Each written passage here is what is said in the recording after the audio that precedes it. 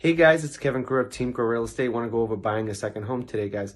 So a second home is different than an investment property. A second home is a home that you have, for example, at a lake, or you have in Maine, or you have in New Hampshire if you live in Massachusetts.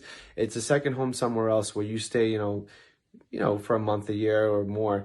But banks are getting a little bit more strict on these guys, and you have to be aware. You used to be able to do them with like 5 or 10% down, but now after COVID, they're getting more strict because they think people are going to be losing homes because of they lost jobs or whatever it may be, and they're getting more strict. They want to see like 20% down, guys. So the reason banks want a large down payment is because if you have 20% into a house, you're very unlikely to walk away from that house. And if prices drop, they're covered because you can still sell it most of the time. Prices don't usually drop 20%.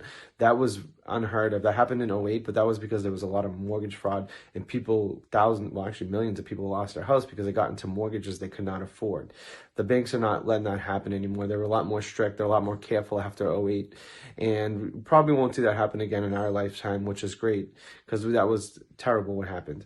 But you just have to be careful. Make sure if you're buying a second property, you can pay for that, and make sure that even if it's not being rented out on the months you're not there, that you can afford that mortgage, because you don't want to get stuck with this property and not be able to sell it or lose the property and ruin your credit. Because once you have a foreclosure, it's hard to buy another house for about 3 to 7 years, depending on what type of loan you go with.